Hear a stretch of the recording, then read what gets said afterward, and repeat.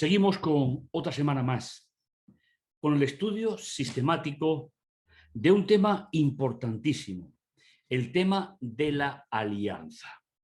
Como ya hemos dicho en los programas anteriores, ya que llevamos pues ya un buen número de ellos, la alianza es el medio con el cual Dios se relaciona con su pueblo. La alianza es aquella acción divina que pone a disposición del ser humano para que, solucionando el tema del pecado, podamos entrar en una relación personal con Dios, haber matado a la vieja criatura y ser una nueva. Por eso continuamos ilusionados con el programa de hoy, esperando poder compartir con vosotros ideas fundamentales que nos ayuden a comprender mejor la obra que Dios tiene preparada para nosotros. Bienvenidos. Nos encontramos estudiando la palabra. El tema general, como ya conocemos, lleva por título La promesa, la alianza eterna. Hemos ido recorriendo diferentes caminos, diferentes espacios, donde hemos ido recorriendo, viendo, visualizando cómo Dios ha estado cerca del ser humano para renovar, para restaurar, para no dejar que la propia raza se deteriorara o se aniquilara con el paso del tiempo. El tema de hoy, ya el 11, el santuario de la nueva alianza. Es decir, el lugar donde se consolida el plan de salvación que empezó en el Calvario y que continuará hasta que Jesús vuelva por segunda vez. El santuario de la nueva alianza. El versículo para recordar se encuentra en Hebreos 9:15. Por eso es mediador de una alianza nueva, para que, interviniendo una muerte que libra de las transgresiones cometidas durante la primera alianza, puedan los llamados recibir la herencia eterna prometida. ¿Qué nos dice el Señor cuando está compartiendo con nosotros este texto? En primer lugar, que la primera alianza que se forjó en el Sinaí tuvo su final con la venida de Jesús. Y a partir de ahí entramos en esa nueva dimensión, que es la definitiva. Es nueva porque es la última en la historia. Y esa última nos va a llevar, sin ninguna duda, nos va a llevar hasta la meta final. Vamos a leer algunas citas que me parece importante recordar. Dice, al referirse a lo que debía ser realizado por la Iglesia Adventista del Séptimo Día antes de la venida de Jesús, Elena de White escribió en 1883, la mente de los creyentes debe ser dirigida al santuario celestial, donde Cristo ha entrado para hacer expiación por su pueblo. 1883, justamente en los aledaños de que Jesús entrara del lugar santo al lugar santísimo. Pero la mente de los creyentes debe ser dirigida al santuario celestial. No debemos de recordar el santuario de la tierra, no debemos de recordar esas instituciones que quedaron atrás, simplemente porque Jesús las mejora, Jesús las hace superiores. Después, algunas décadas después, en un periodo de crisis donde se tambaleaba la creencia sobre el santuario celestial, ella dijo, la correcta comprensión del ministerio en el santuario celestial es el fundamento de nuestra fe. El fundamento es sobre lo que recae todo el edificio. Antiguamente se ponía una gran piedra en el centro de la casa, de la cual salían 4 ramales de madera y sobre la que se ponía la estructura de la casa. Ese fundamento que cohesiona todo el plan de salvación es la comprensión del ministerio en el santuario celestial. Me gustaría aclarar un detalle que creo que es relevante los adventistas no eliminamos el valor de la muerte de Jesús. Todo lo contrario. Siguiendo la imagen de la primera alianza, la segunda tiene que tener exactamente los mismos componentes. La muerte del animal, la introducción de la sangre al santuario y la expiación para sacar el pecado del santuario. Por lo tanto, comprender esto para un creyente del siglo XXI sigue siendo fundamental. El santuario celestial en el cual Jesús ministra en favor nuestro es el original, del cual el santuario edificado por Moisés fue simplemente una copia. Es decir, nosotros podemos llegar a la conclusión que Moisés, de alguna manera, vio el santuario del cielo e hizo una maqueta que representaba de manera especial todo lo que se hacía directamente allí. Argumento primero. ¿Cuál es el sentido del santuario, tanto en la primera alianza como en la nueva alianza? Hazme un santuario y moraré entre ellos. En su construcción te ajustarás al modelo del santuario y de los utensilios que yo te mostraré. El término tanit, el término modelo, significa plano. Es decir, Dios le transmite a Moisés medidas, estructuras. Nos podríamos preguntar qué habría construido Moisés o habría mandado construir Moisés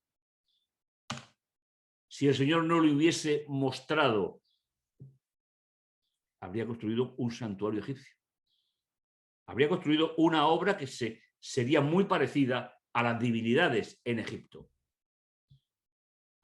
Pero el Señor quería que la adoración fuese a partir de una realidad.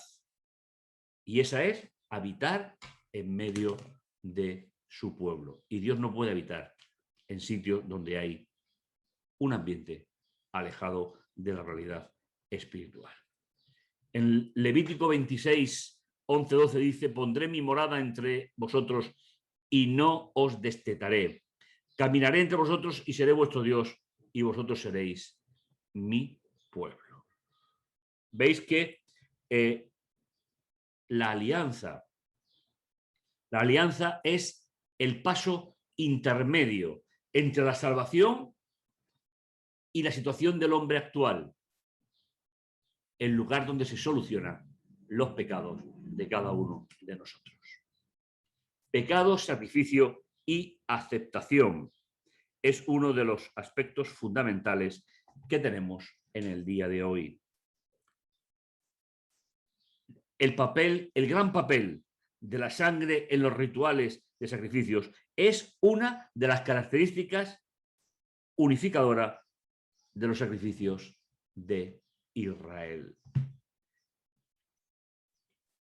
¿Cómo podemos nosotros llegar a entender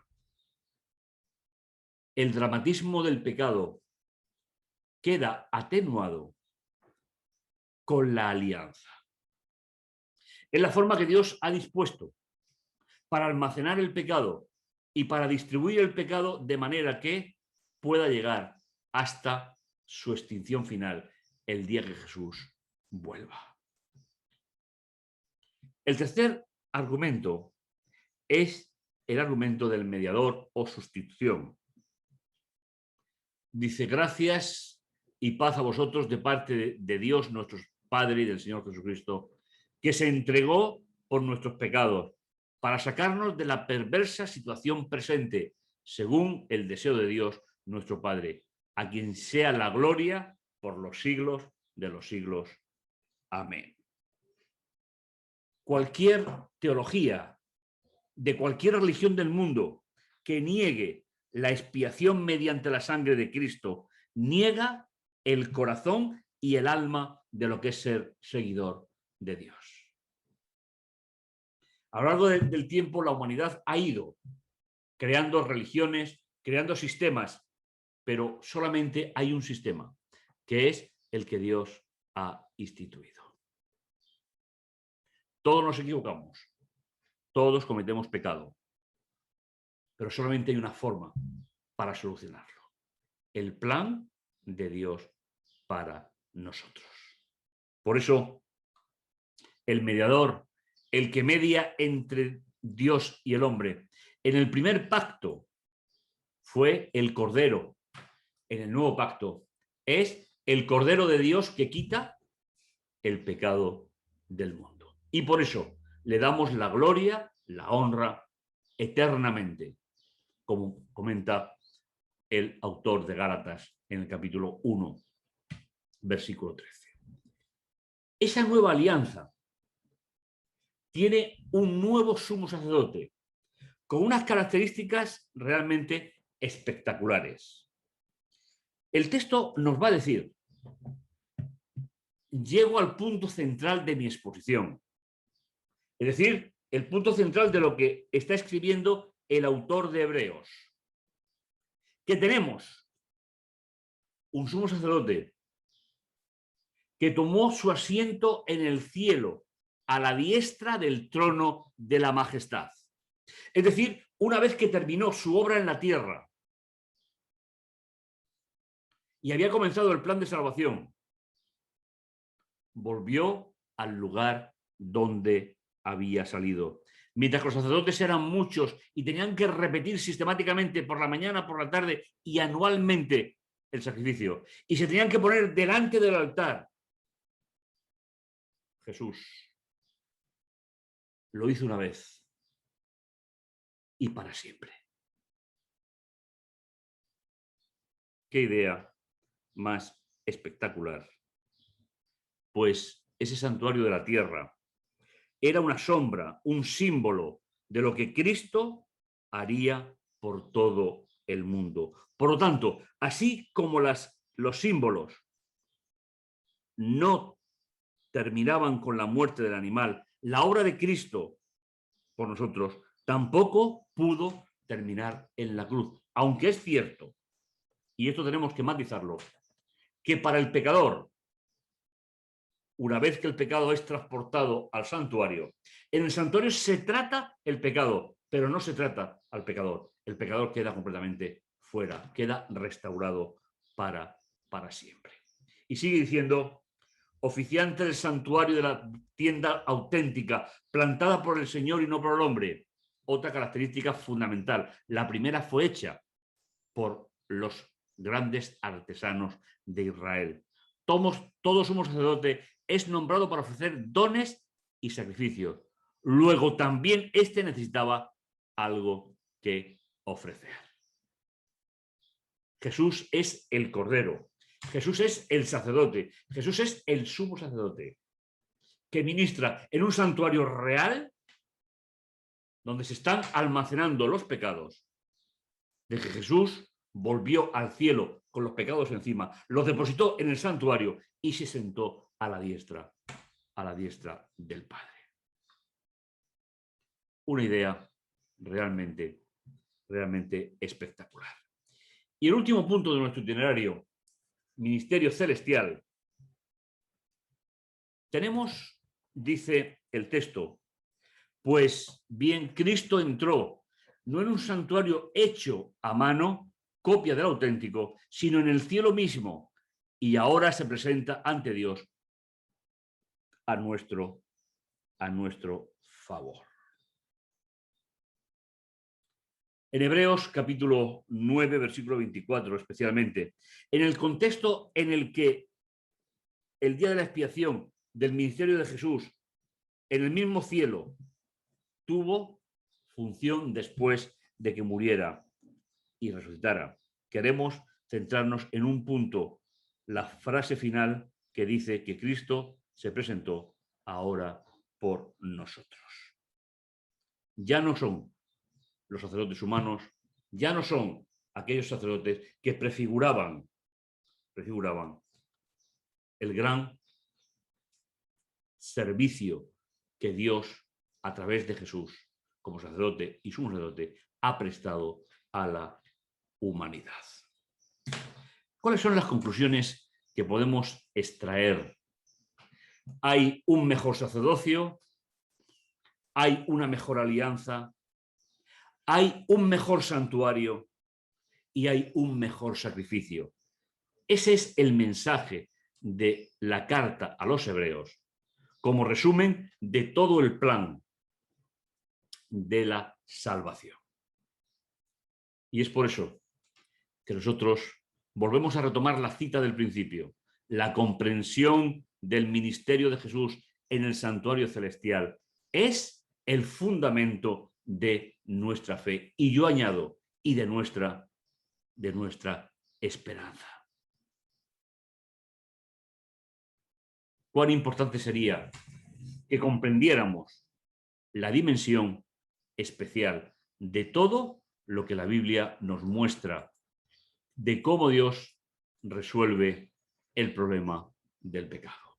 Palabras inspiradas, palabras dirigidas por Dios, cómo Dios en su pedagogía nos ha mostrado cómo se resuelve finalmente el pecado. Oremos. Bendito bondadoso Dios que estás en los cielos, santificado sea tu nombre. Agradecerte, Señor, el privilegio de ser hijos tuyos. Gracias, Señor, por todo lo que tú nos das. Gracias, Señor, por todo lo que tú nos bendices. Y gracias, Señor, porque tú siempre estás a nuestro lado. Santificado sea tu nombre. Gracias, Señor, por la obra que comenzaste con tu nacimiento, tu vida, tu muerte, tu resurrección y tu función en el santuario del cielo. Finalmente, Señor, será aniquilado el pecado y el gran instigador de él por los siglos de los siglos. Y nunca más, Señor, habrá ningún recuerdo sobre el pecado. Gracias, Padre, por todo lo que tú nos das y nos bendices, en el dulce nombre de Jesús. Amén. Pues es un placer, como siempre. Y te emplazamos para el tema 12, la fe de la alianza. Iremos concluyendo. Nos quedará el 12 y nos quedará el 13. Así que estamos felices de que podamos avanzar en esta serie tan espectacular. Que el Señor te bendiga y te guarde y que podamos seguir caminando juntos para encontrarnos un día ya cara a cara junto a Dios, sin que el pecado pueda limitar nuestra relación con Él y estemos con Él para siempre. Será hasta el próximo capítulo de Profundizando en las Escrituras. No te lo pierdas. Seguiremos caminando juntos.